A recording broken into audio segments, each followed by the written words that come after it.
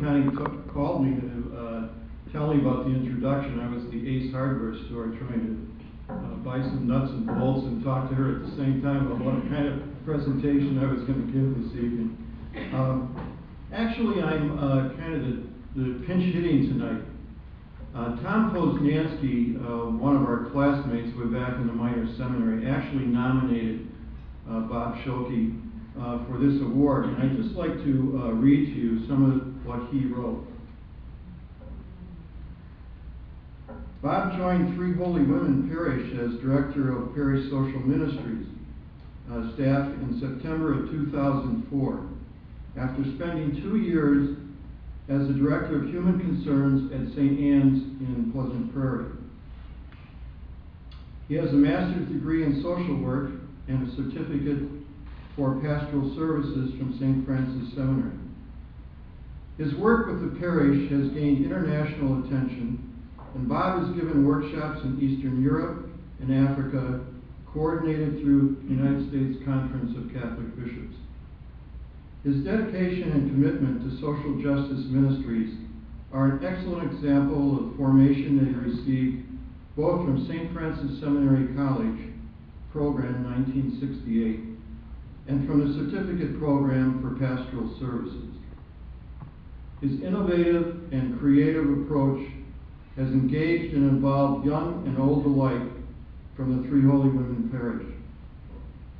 His approach includes social justice in all aspects of parish ministries in innovative ways, a model for all parishes. That's from Tom Poznansky. Tom couldn't be here tonight. He had a conflict with some family celebration. I'd just like to add a couple other things that I wanted to share with you about Bob and his work in the last 10 years. I just retired from Catholic Charities. In my last years with Catholic Charities, I spent about four of them working with parishes and talking up the whole idea of parish social ministry, social justice, and ways that we could provide more formation. And Bob provided some leadership not only to us in Catholic Charities, but was very instrumental in giving me some insights on how to approach and work with parishes. And for that, I'm deeply grateful. Bob and I go way back. Actually, 50 years ago this month, some of you are smiling, we entered St. Francis Minor Seminary being over on KK.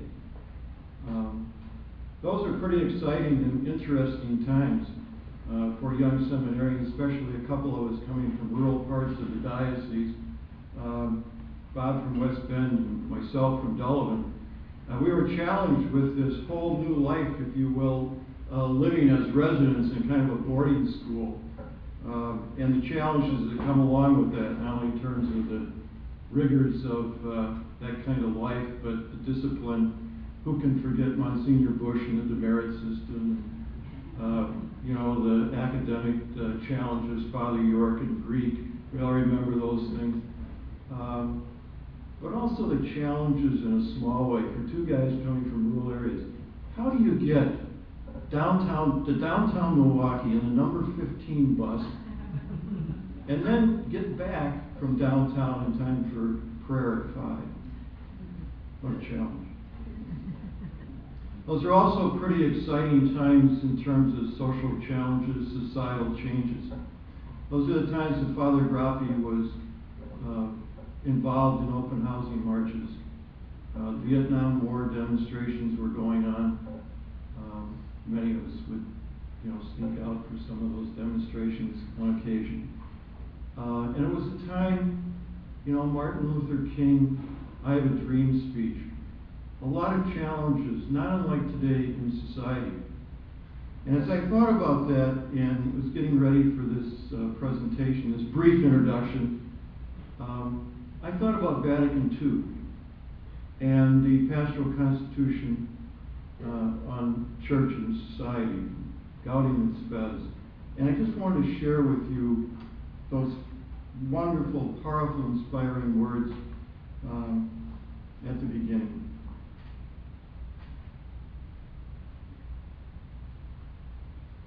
How could one forget these opening lines? The joys and hopes, the sufferings and anxieties of the people of this age, especially those who are poor or in any way afflicted, those are the joys and the hopes, the sufferings and anxieties of the followers of Christ. Indeed, nothing genuinely human fails to raise an echo in their hearts.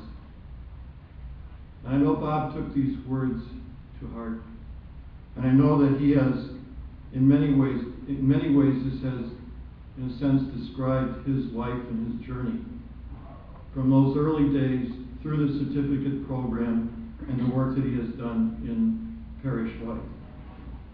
Just a couple of things that I'd like to share with you in my work with Bob and Catholic Charities.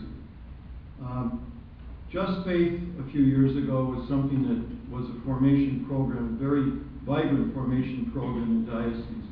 And through Catholic Charities USA and local Catholic Charities, Bob took the lead in promoting this within Three Holy Women and also, I believe, at St. Anne's.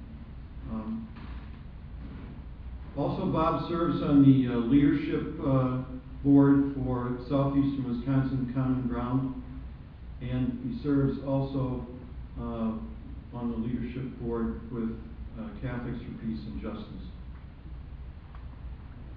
A few weeks ago, Bob was involved in the Pewaukee Lake Triathlon. And if you remember, during the summer, they had kind of a scare about E. coli in Pewaukee Lake. And so finally the triathlon is approved, and they go ahead with the swimming and the bike riding, and etc. And so I look at the results of his efforts Monday morning after the event, and I realized that the swimming part of it was a little sluggish. So I sent him an email kind of needling him, saying, I suppose that you had some difficulty with that because of you're dodging all the E. coli out there in Pewaukee Lake. And he sends me back a note to the effect, and I'm kind of paraphrasing, well, I was a little confused and I got off course. Well, Bob, I just want you to know that in your dedications to the principles of Catholic social teaching, compassion in walking with the poor, and those afflicted in any way, and your creative leadership in developing parish ministries, you have never veered off course. Congratulations from Tom and